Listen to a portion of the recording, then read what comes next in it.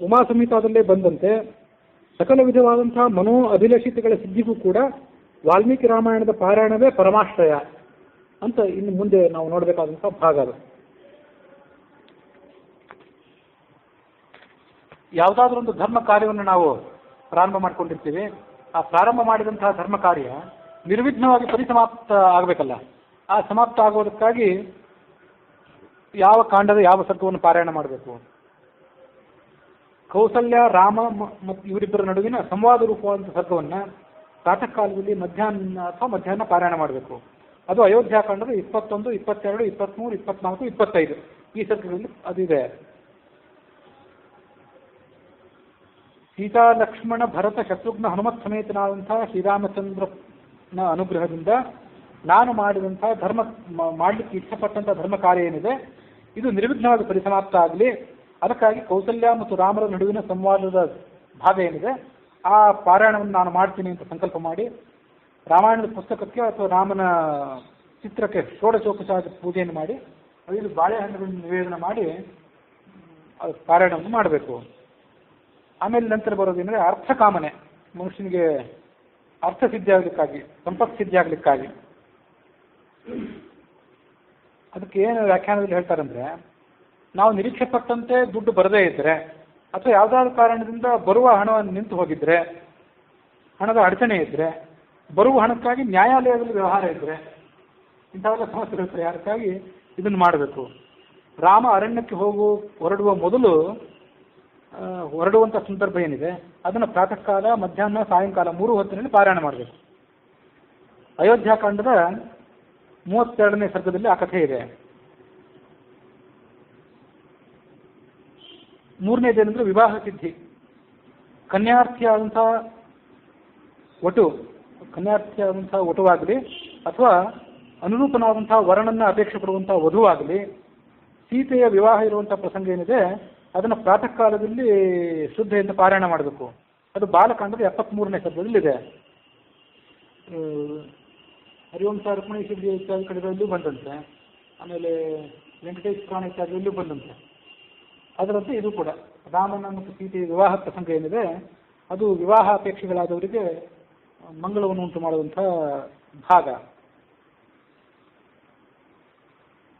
ಆಗ ತಾನೇ ಕರೆದಿರುವಂತಹ ಹಸುವಿನ ಹಾಲನ್ನು ಕೂಡ ಆವಾಗ ನಿವೇದನೆ ಮಾಡಬಹುದು. 4ನೇದೇನಿದೆ ಮೋಕ್ಷ ಸಾಮ್ರಾಜ್ಯ ಸಿದ್ಧಿಗಾಗಿ. ನನಗೆ ಈ ಜಗತ್ತಿನಲ್ಲಿ ಏನು ಬೇಡ, ಈ ಜಗತ್ತಿನಿಂದ ಬಿಡುಗಡೆ ಆಗಬೇಕು, ಸಾಕು, ಮೋಕ್ಷ ಸಿಗಬೇಕು ಅಂತ ಅತ್ಯಂತ ಅಪೇಕ್ಷೆ ಇದ್ದರೆ ಶ್ರೀರಾಮನಿಗೆ ಲಕ್ಷ್ಮಣ ಆಶ್ವಾಸನೆಯನ್ನು ಕೊಡುವ ಪ್ರಸಂಗದಿಂದ ಆರಂಭ ಮಾಡಿ ರಾಮನು ಜಟಾಯುವಿಗೆ ಮೋಕ್ಷವನ್ನು ದಯಪಾಲಿಸಿದಂತಹ ಸರ್ಗಗಳನ್ನು ಪಾರಾಯಣ ಮಾಡಬೇಕು. ಸೀತೆಯನ್ನು ರಾಮಲಕ್ಷ್ಮಣರು ಕಳ್ಕೊಂಡ ಮೇಲೆ ಲಕ್ಷ್ಮಣ ರಾಮನಿಗೆ ಸಮಾಧಾನ ಮಾಡ್ತಾನೆ. ಮತ್ತು ರಾಮಲಕ್ಷ್ಮಣರಿಬ್ಬರು ಆ ಜಟಾಯುವಿನ ಪಕ್ಷಿಯನ್ನು ನೋಡಿ ರಾವಣ ಏಟಿನಿಂದ ಅದು ಜರ್ಜರಿತ ಆಗಿರ್ತದಲ್ಲ, ಅದಕ್ಕೆ ಮೋಕ್ಷವನ್ನು ಕೊಡಿಸಿರುವಂಥ ಪ್ರಸಂಗ ಏನಿದೆ ಆ ಮೋಕ್ಷವನ್ನು ಕೊಡಿಸಿರುವ ಪ್ರಸಂಗ ಆದ್ದರಿಂದ ಆ ಕಥೆಯನ್ನು ಮೋಕ್ಷ ಸಿದ್ಧಿಗಾಗಿ ಪಾರಾಯಣ ಮಾಡಬೇಕು. 65, 66, 67, 68 ಉಳಿದೆಲ್ಲ ಸಿದ್ಧಿಗಳು ಸ್ವಲ್ಪ ಹೆಚ್ಚು ಕಡಿಮೆ ಆಗ್ಬೋದು. ವಿವಾಹ ಸಿದ್ಧಿ, ಅರ್ಥ ಸಿದ್ಧಿ ಅಂತ ಮೋಕ್ಷ ಸಿದ್ಧಿ ಆಗಲಿ ಅಂತ ಮಾಡಿದ್ರೆ ಸ್ವಲ್ಪ ವಿಳಂಬ ಆಗ್ಬೋದು. ಪೂರ್ಣ ಮನುಷ್ಯನ ಕಲ್ಮಶಗಳೆಲ್ಲ ತೊಳೆದುಕೊಂಡು ಆತನ ವ್ಯಕ್ತಿತ್ವ ಪೂರ್ಣವಾಗಿ ಭಗವಂತನ ದರ್ಶನಕ್ಕೆ ಸಿದ್ಧ ಆದ ಬಳಿಕನೇ ಈ ಕಾರ್ಯ ಸಿದ್ಧ ಆಗ್ಬೋದು. 5ನೇದೇನೆಂದರೆ ಕೆಟ್ಟ ರೋಗಗಳ ನಿವಾರಣೆಗಾಗಿ. ಅಪಸ್ಮಾರ, ಉಬ್ಬಸ, ಕುಷ್ಠ ಮೊದಲಾದಂಥ ಕೆಟ್ಟ ರೋಗಗಳ ಪರಿಹಾರಕ್ಕಾಗಿ ಯಾವುದನ್ನು ಪಾರಾಯಣ ಮಾಡಬೇಕಂದ್ರೆ ರಾವಣನ ಕಿರೀಟವನ್ನು ಧ್ವಂಸ ಮಾಡಿದ್ದ ರಾಮ. ಆತನ ಕಿರೀಟ ಕೆಳಗೆ ಬಿದ್ದಿತ್ತು ರಾಮನ ಬಾಣಕ್ಕೆ ತುತ್ತಾಗಿ. ಅದನ್ನು ದಿನಕ್ಕೆ 2 ಬಾರಿ ಪಾರಾಯಣ ಮಾಡಬೇಕು. ಯುದ್ಧಕಾಂಡದಲ್ಲಿ 59ನೇ ಸರ್ಗದಲ್ಲಿ ಅದಿದೆ. ಮೊದಲು ಜೇನುತುಪ್ಪವನ್ನು, ಕೊನೆಗೆ ಹಾಲನ್ನು ನಿವೇದನೆ ಮಾಡಬೇಕು. ಭೂತ ಪ್ರೇತಗಳ ಪೀಡ ಏನಾದರೂ ಮನೆಯಲ್ಲಿ ಅಥವಾ ವ್ಯಕ್ತಿಗಳಿಗೆ ಯಾರಿಗಾದರೂ ಇದ್ದರೆ ಅದಕ್ಕಾಗಿ ಮಾಡಬೇಕಾದಂಥ ಪಾರಾಯಣ ಏನೆಂದರೆ ಲಂಕಾ ವಿಜಯ ಇರುವಂಥ ಸರ್ಗವನ್ನು ಸಾಯಂಕಾಲದ ಸಮಯದಲ್ಲಿ ಪಾರಾಯಣ ಮಾಡಬೇಕು. ಆಂಜನೇಯನಿಗೆ ಕರ್ಪೂರದ ಆರತಿಯನ್ನು ಬೆಳಗಿ ಸಾಷ್ಟಾಂಗ ನಮಸ್ಕಾರ ಮಾಡಬೇಕು. ಪ್ರಾರಂಭದಲ್ಲಿ ಬೆಲ್ಲದ ಅನ್ನವನ್ನು ನಿವೇದನೆ ಮಾಡಬೇಕು. ಮಾನಸಿಕವಾದಂತಹ ಖಿನ್ನತೆ ಇತ್ಯಾದಿ ರೋಗಗಳಿದ್ದರೆ ಆ ರೋಗಗಳ ಶಾಂತ್ಯರ್ಥವಾಗಿ ಅಶೋಕವನಕ್ಕೆ ಪ್ರವೇಶ ಮಾಡುವುದಕ್ಕಿಂತ ಮೊದಲು ಹನುಮಂತ ಆಲೋಚನೆ ಮಾಡಿದ. ರಾವಣನ ಅಂತಃಪುರದಲ್ಲಿ ಎಲ್ಲ ಕಡೆ ಸೀತೆಯನ್ನು ಹುಡುಕಿದೆ, ಎಲ್ಲಿಯೂ ಕೂಡ ಆಕೆ ಸಿಗಲಿಲ್ಲ, ಇನ್ನು ಆಕೆಯನ್ನು ಹುಡುಕಬೇಕಾದದ್ದು ಎಲ್ಲಿ ಅಂತ ಹೀಗೆ ಸುದೀರ್ಘವಾಗಿ ಅನ್ವೇಷಣೆ ಮಾಡಿದ. ಹೀಗೆ ಅನ್ವೇಷಣೆ ಆಲೋಚನೆ ಮಾಡಿದಂಥ ಸದ್ಯ ಏನಿದೆ ಅದನ್ನು ಪ್ರಾತಃ ಕಾಲದಲ್ಲಿ ಪಾರಾಯಣ ಮಾಡಬೇಕು.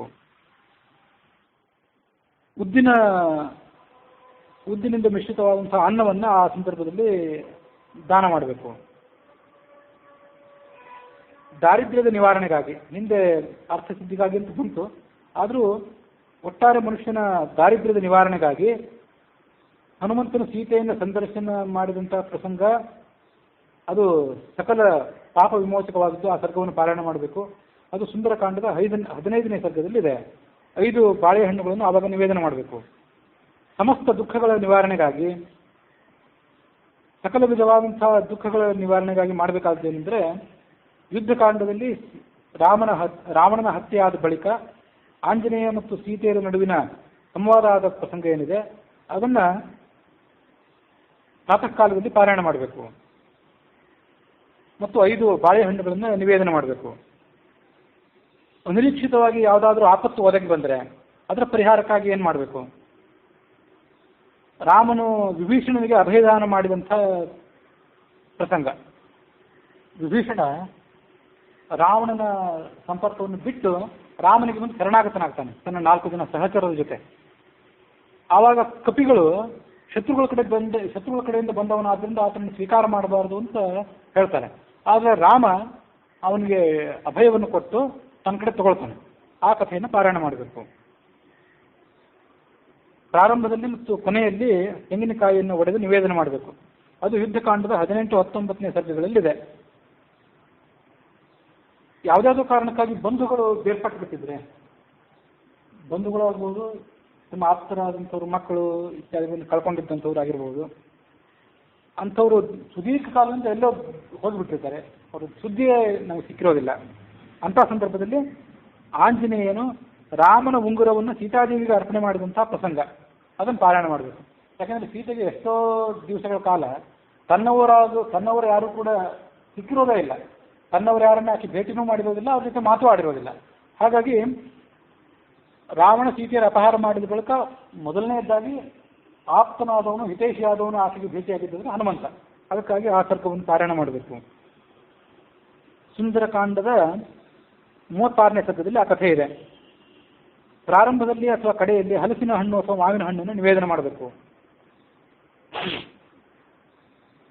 ದುಸ್ವಪ್ನಗಳು ಮನುಷ್ಯನಿಗೆ ಮೇಲೆ ಬಂದು ಆತನಿಗೆ ಪೀಡಾದಾಯಕವಾಗಿದ್ದರೆ ತ್ರಿಜಟೆಯು ಸೀತಾದೇವಿಗೆ ಹೇಳಿದಂತಹ ಸ್ವಪ್ನ ವೃತ್ತಾಂತ ಪ್ರಸಂಗವನ್ನು ಪ್ರಾತಃ ಕಾಲದಲ್ಲಿ 3 ದಿವಸ ಪಾರಾಯಣ ಮಾಡಬೇಕು. ಅದು ಸುಂದರಕಾಂಡದ 27ನೇ ಸರ್ಗದಲ್ಲಿದೆ. ಇದು ಕಥೆ ಏನಂದರೆ, ರಾವಣ ಸೀತೆ ಇರುವಂಥ ಅಶೋಕವನಕ್ಕೆ ಬಂದು ಮೇಲಿಂದ ಮೇಲೆ ಆಕೆಗೆ ಹೆದರಿಕೆ ಆಗ್ತಿರ್ತಾನೆ, ಬೇಗ ನನ್ನನ್ನು ಮದುವೆ ಆಗಲಿಕ್ಕೆ ಒಪ್ಪು ಅಂತೇಳಿ. ಬಲಾತ್ಕಾರ ಮಾಡುವ ಸ್ಥಿತಿಯಲ್ಲಿ ನಾವು ಇರೋದಿಲ್ಲ, ಅವನಿಗೆ ಶಾಪ ಇರ್ತದೆ. ಯಾವುದಾದ್ರು ಸ್ತ್ರೀಯನ್ನು ಬಲಾತ್ಕಾರ ಮಾಡಿಬಿಟ್ರೆ ತಲೆ 1000 ಹೋಳಾದಿತ್ತು ಅಂತೇಳಿ. ಹಾಗಾಗಿ ಮೇಲಿಂದ ಮೇಲೆ ಬಂದು ಆಕೆಗೆ ಹೆದರಿಕೆ ಆಗ್ತಿರ್ತಾನೆ, ಸುಮ್ಮನೆ ತಾನಾಗಿ ಆಕೆ ವಶಳಾಗಲಿ ಅಂತೇಳಿ. ಆಕೆ ವಶಳಾಗೋದಿಲ್ಲ ಅಂತಾದ್ಮೇಲೆ ನಿನಗಿನ್ನು 1 ದಿವಸನೋ 3 ದಿವಸನೋ ಸಮಯ ಕೊಡ್ತೀನಿ, ನೀನು ಒಪ್ಪದೇ ಇದ್ದರೆ ನನ್ನ ಪ್ರಾತಃ ಕಾಲ, ನಾಳೆ ದಿವಸದ ನನ್ನ ಉಪಾಹಾರ ಏನಿದೆ, ನನ್ನ ಫಲಾಹಾರ, ಬೆಳಗಿನ ಉಪಾಹಾರ, ಅದು ನಿನ್ನ ಮಾಂಸದಿಂದ ಅಂತ ಅವಳಿಗೆ ಭಯಪಡಿಸ್ತಾನೆ. ಆಗ ಆಕೆ ಹೆದರ್ತಾರೆ. ರಾವಣ ತನ್ನ ಅರಮನೆಗೆ ಹೊರಟು ಹೋದ್ಮೇಲೆ ಆ ಸೀತೆಯ ಕಾವಲಿಗಾಗಿ ಕೆಲವು ರಾಕ್ಷಸಿಯರು ಇರ್ತಾರಲ್ಲ, ಅವರಲ್ಲಿ ತ್ರಿಜಟ ಅಂತ ಒಬ್ಬಳು, ಆಕೆ ಒಳ್ಳೆಯವಳು, ಸಾಧ್ವಿ. ಆಕೆ ಸೀತೆಗೆ ಸಮಾಧಾನ ಮಾಡಿ ಅಲ್ಲಿರುವಂಥ ರಾಕ್ಷಸಿಯರನ್ನೆಲ್ಲ ಬೈತಾಳೆ. ಈ ರಾವಣ ಇಷ್ಟೆಲ್ಲ ಇವತ್ತು ದರ್ಪದಿಂದ ವರ್ತಿಸ್ತಿರ್ಬೋದು, ಆದರೆ ಸದ್ಯದಲ್ಲೇ ರಾವಣ ಸರ್ವನಾಶ ಆಗಲಿಕ್ಕಿದೆ, ನನಗಂಥದ್ದೊಂದು ಸ್ವಪ್ನ ಬಿದ್ದಿತ್ತು ಅಂತ ಆ ಎಲ್ಲ ರಾಕ್ಷಸಿಯರನ್ನು ಸುಮ್ಮನೆ ಕೂಡಿಸಿ ಸೀತೆಗೆ ಸಮಾಧಾನ ಹೇಳ್ತಾಳೆ. ಆ ಕಥೆಯಿಂದ ಅದನ್ನು ಪಾರಾಯಣ ಮಾಡಬೇಕು. ಅದು ಸುಂದರಕಾಂಡದ 27ನೇ ಸರ್ಗದಲ್ಲಿದೆ. ಸಕ್ಕರೆಯನ್ನು ನಿವೇದನೆ ಮಾಡಬೇಕು.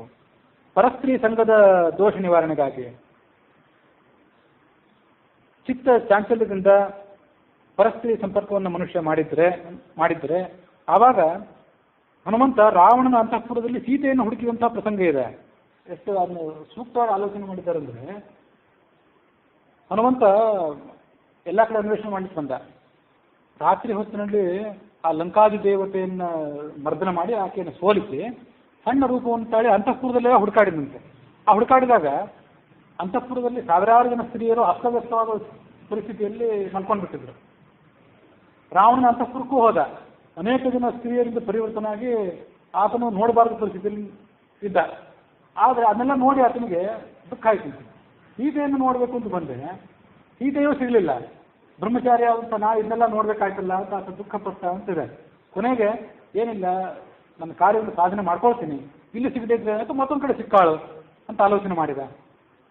ಆತನಿಗೇನು ದೋಷ ಏನಿಲ್ಲ, ಆದರೆ ಹಾಗೆ ಆಲೋಚನೆ ಮಾಡಿದ ಅವನು. ಆ ಕಥೆಯನ್ನು ಪರಸ್ತ್ರೀ ಸಂಘದ ದೋಷ ನಿವಾರಣೆಗಾಗಿ ಮನುಷ್ಯ ಪಾರಾಯಣ ಮಾಡಬೇಕು. ಪ್ರಾತಃ ಕಾಲದಲ್ಲಿ ಒಂದು ಬಾರಿ ಅದನ್ನು ಶ್ರವಣ ಮಾಡಬೇಕು. ಸುಂದರಕಾಂಡದ 7, 8, 9, 10, 11 ಈ ಸರ್ಗವನ್ನು ಪಾರಾಯಣ ಮಾಡಬೇಕು. ಉಳಿದಾಗಲೇ ಇರಲಿ, ದುಡ್ಡಿಗಾಗಿ, ಮೋಕ್ಷ ಸಾಮ್ರಾಜ್ಯಕ್ಕಾಗಿ, ಮದುವೆಗಾಗಿ ಅದನ್ನು ಮಾಡಲಿ ಬಿಡಲಿ, ಮನುಷ್ಯ ಇಂಥವನ್ನಾದ್ರೂ ಮಾಡಬೇಕು. ನೆಪಕ್ಷ ಇಂಥವನ್ನಾದ್ರೂ ಮಾಡಿದರೆ ನಾವು ಇಚ್ಛಾಪೂರ್ವಕವಾಗಿ ಅಥವಾ ಇಚ್ಛಾಪೂರ್ವಕ ಅಲ್ಲದೆ ಕಾರಣಕ್ಕಾಗಿ ಏನು ಅಪರಾಧ ಮಾಡಿರ್ತೀವಿ, ಏನು ದೋಷಗಳನ್ನು ಮಾಡಿರ್ತೀವಿ, ಆ ದೋಷಗಳನ್ನು ಕಳ್ಕೋಬಹುದು. ಇದು ನನಗೆ ಬಹಳ ಮಹತ್ವದ ಅನ್ನಿಸ್ತು. ಉಳಿದೆಲ್ಲದಕ್ಕಿಂತ, ದುಡ್ಡು, ದಾರಿದ್ರ್ಯ, ವಿವಾಹ ಅದೆಲ್ಲದಕ್ಕಿಂತ ಇಂಥ ದೋಷಗಳೇನಿವೆ, ದೈಹಿಕವಾದ ಮತ್ತು ಮಾನಸಿಕವಾದ ದೋಷಗಳು, ತತ್ಪರಿಹಾರಾರ್ಥವಾಗಿ ರಾಮಾಯಣದ ಅನುಸಂಧಾನವನ್ನು ನಾವು ಮಾಡ್ಕೊಳ್ಬೇಕು. 20 ಅಪೂಪ ಅತಿರಸ ಅನಾರಸಗಳನ್ನು ದಾನ ಮಾಡಬೇಕು. ಯಾವ್ದಾದ್ರು ಕಾರಣಕ್ಕಾಗಿ ರಾಮನನ್ನು ನಿಂದಿಸಿ ಬಿಟ್ಟಿದ್ರೆ, ನಮ್ಮಂಥವ್ರು ಯಾರು ರಾಮನನ್ನು ನಿಂದಿಸುವಂಥ ಪ್ರಸಂಗ ಏನಿಲ್ಲ. ಆದರೆ ಯಾರು ಮೊದಲು ರಾಮನನ್ನು ನಿಂದನೆ ಮಾಡಿ, ಸಾಮಾನ್ಯ ಕೆಲವು ರಾಜಕಾರಣಿಗಳ ಕಥೆ ಹೇಳಿದ್ನಲ್ಲ ತಮಿಳುನಾಡಿನಲ್ಲಿ, ರಾಮನ ಭಾವಚಿತ್ರ ಚಪ್ಪಿಹಾರ ಹಾಕ್ತಿದ್ರು ಅಂತ ಕಥೆ ಹೇಳಿದೆ. ಆಮೇಲೆ ಒಳಗೆ ಬಂದಲ್ಲ, ರಾಜಕೀಯ ನಾವು ಸುಮ್ಮನೆ ಮಾಡ್ತೀವಿ ಹಾಗೆ ಅಂತೇಳಿ ಒಳಗೆ ಬಂದು ಸಮಾಧಾನ ಮಾಡ್ತೀವಿ. ಆಮೇಲೆ ಏನು ಪ್ರಾಯಶ್ಚಿತ್ತ ನಿಮಗೆ ಆಗುವಂತಿದ್ರೆ, ಅದಕ್ಕಾಗಿ ರಾಮನು ಕಾಕಾಸುರನಿಗೆ ಮಾಡಿದಂಥ ಅನುಗ್ರಹ ಇರುವಂತಹ ಸರ್ಗವನ್ನು ಪ್ರಾತಃ ಕಾಲದಲ್ಲಿ ರಾಮನನ್ನು ನಮಸ್ಕರಿಸಿ ಪಾರಾಯಣ ಮಾಡಬೇಕು. ಅದು ಸುಂದರಕಾಂಡದ 38ನೇ ಸರ್ಗದಲ್ಲಿದೆ. ಅದೇನೆಂದ್ರೆ, ರಾಮ ಸೀತೆಯರಿಬ್ಬರು ಕಾಡಿನಲ್ಲಿ ಏಕಾಂತದಲ್ಲಿರ್ತಾರೆ. ಆವಾಗ ಸೀತೆಯ ತೊಡೆಯ ಮೇಲೆ ರಾಮ ಮಲ್ಕೊಂಡಿದ್ದಾಗ ಒಂದು ಕಾಗೆ, ಇಂದ್ರನ ಮಗನ ಅಂತ ಜಯಂತ ಆ ಕಾಗೆ ಶರೀರದಲ್ಲಿ ಪ್ರವಿಷ್ಟನಾಗಿರ್ತಾನೆ. ಅದು ಸೀತೆ ತೊಂದರೆ ಕೊಡ್ಲಿಕ್ಕೆ ಬರ್ತದೆ. ಒಂದು ಕಾಗೆ ಕ್ರೀಡೆಯನ್ನು ನೀನು ಪರಿಹಾರ ಮಾಡ್ಕೊಳ್ಳಿಕ್ಕೆ ನಿನ್ನ ಕೈಯಿಂದ ಸಾಧ್ಯ ಇಲ್ಲೇನು ಅಂತ ರಾಮ ಸೀತೆಗೆ ಪರಿಹಾಸ ಮಾಡ್ತಾನೆ. ಆಮೇಲೆ ಆ ಕಾಗೆ ಉಪಟಳ ಮಿತಿ ಮೀರಿತು ಅಂದಾಗ ಒಂದು ಹುಲ್ಲು ಕಡ್ಡಿಗೆ ಬ್ರಹ್ಮಾಸ್ತ್ರವನ್ನ ಅನುಮೋದನೆ ಮಾಡಿ ಅದ್ರ ಮೇಲೆ ಪ್ರಯೋಗ ಮಾಡ್ತಾನೆ. ಅದು 3 ಲೋಕ ಎಲ್ಲ ಓಡಾಡಿದ್ರು ಅದಕ್ಕೆ ತಪ್ಪಿಸ್ಕೊಳ್ಳಿಕ್ಕೆ ಬರೋದಿಲ್ಲ. ಕೊನೆಗಾದ್ರೂ ಒಂದು ಕಣ್ಣನ್ನು ಕಿತ್ತಿ ಆ ಕಾಗೆಯನ್ನ ಕೊಟ್ಟು ಕಳಿಸ್ತಾನೆ. ಅದಾದ್ಮೇಲೆ ಕಾಗೆಗಳೆಲ್ಲ ಏಕಾಕ್ಷಗಳಾದವು ಅಂತ ಕಥೆ ಇದೆ. ಅದು ಕಾಕಾಸುರನಿಗೆ ಮಾಡಿದಂಥ ಅನುಗ್ರಹ ಕಥೆಯಿಂದ ಅದನ್ನು ಪಾರಾಯಣ ಮಾಡಬೇಕು. 5 ಬಾಳೆಹಣ್ಣುಗಳನ್ನು ನಿವೇದನೆ ಮಾಡಬೇಕು. ಮುಂದಿನ ಜನ್ಮದಲ್ಲಿ ಐಶ್ವರ್ಯ ಬೇಕು, ಸುಖ ಬೇಕು ಅಂತ ಅಪೇಕ್ಷೆ ಇದ್ದರೆ, ಈ ಜನ್ಮದಲ್ಲ ಮುಂದಿನ ಜನ್ಮದ ಏನಾದರೂ ಇದ್ದರೆ, ಆವಾಗ ರಾಮನ ಪಟ್ಟಾಭಿಷೇಕ ಇರುವಂಥ ಸರ್ಗವನ್ನು 1 ತಿಂಗಳ ಕಾಲ ಸತತವಾಗಿ ಪಾರಾಯಣ ಮಾಡಬೇಕು. ಹುಗ್ಗಿಯನ್ನು ನಿವೇದನೆ ಮಾಡಬೇಕು. ಕೊನೆಗೆ ಪುತ್ರ ಪ್ರಾಪ್ತಿಗಾಗಿ, ಮಕ್ಕಳು ಬೇಕು ಅಂತ ಕಾರಣಕ್ಕಾಗಿ ಏನಾದರೂ ಇದ್ರೆ ಅಂಥವರು ಪುತ್ರ ಕಾಮೇಷ್ಟಿ ಯಾಗವನ್ನು ಮಾಡ್ತಾನಲ್ಲ ದಶರಥ, ಮಾಡಿ ಆ ಯಜ್ಞದ ಫಲವಾಗಿ ಕೊನೆಗೆ ಪಾಯಸವನ್ನು ಪಡ್ಕೊಳ್ತಾನಲ್ಲ, ಅದನ್ನು ಅಲ್ಲಿಂದ ಆರಂಭ ಮಾಡಿ ದಶರಥನ 3 ಜನ ಪತ್ನಿಯರು ಗರ್ಭವತಿಯರಾಗುವ ತನಕ ಸರ್ಗಗಳನ್ನು 20 ದಿನಗಳ ಕಾಲದಲ್ಲಿ ಪ್ರಾತಃ ಕಾಲದಲ್ಲಿ ಪರಿಶುದ್ಧನಾಗಿ ಪಾರಾಯಣ ಮಾಡಬೇಕು. ಪತಿ ಪಾರಾಯಣ ಮಾಡ್ತಾ ಇದ್ರೆ ಪತ್ನಿ ಅದನ್ನು ತಿರಸ್ಕಾರ ಮಾಡಬಾರ್ದು, ತಾನು ಆಕೆ ಅದನ್ನು ಕೇಳ್ತಿರ್ಬೇಕು. ಮಕ್ಕಳು ಇಬ್ಬರಿಗೂ ಆಗಬೇಕು. ಬಾಲಕಾಂಡದ 15, 16ನೇ ಸರ್ಗಗಳವು. ತುಪ್ಪದಿಂದ ಬೆರೆತಂಥ ಪಾಯಸವನ್ನು ನಿವೇದನೆ ಮಾಡಬೇಕು ಸುಖ ಪ್ರಸವಕ್ಕಾಗಿ. ಮದುವೆಯೂ ಆಗಿದೆ,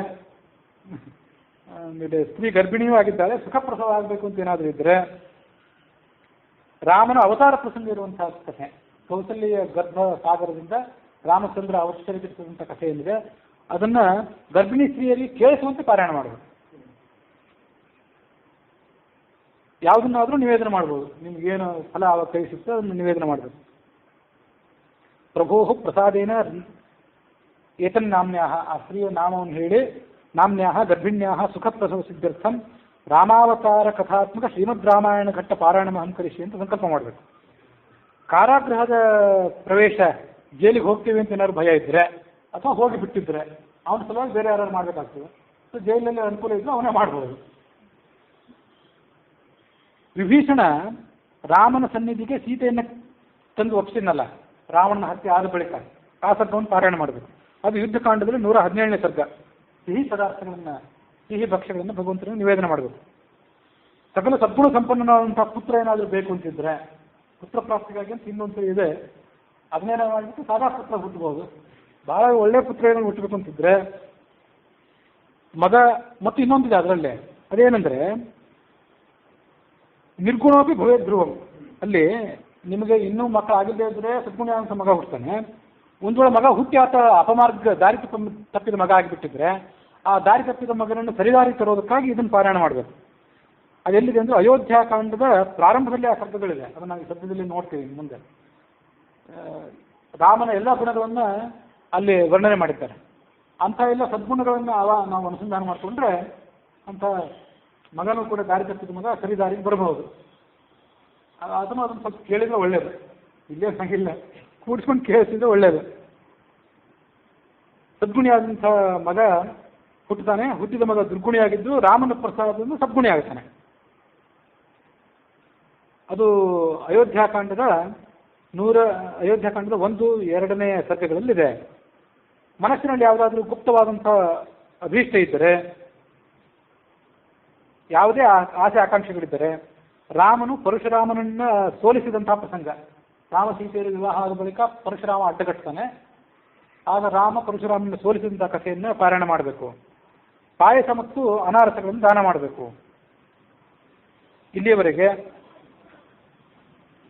ವಿವಿಧ ರೀತಿಯಾದಂಥ ಅಪೇಕ್ಷೆಗಳು, ಆಸೆಗಳು, ಆಕಾಂಕ್ಷೆಗಳು ಮನುಷ್ಯನಿಗೆ ಏನು ಬರ್ತವೆ ಅದನ್ನೆಲ್ಲ ಸಿದ್ಧಿಗಾಗಿ ರಾಮಾಯಣದ ಯಾವ ಕಾಂಡದ ಯಾವ ಸರ್ಗವನ್ನು ಪಾರಾಯಣ ಮಾಡಬೇಕು ಅನ್ನೋದನ್ನೆಲ್ಲ ಉಮಾ ಸಂಹಿತಾದಲ್ಲಿ ಬಂದಂತೆ ನಾವು ಗಮನಿಸಿದ್ದೇವೆ.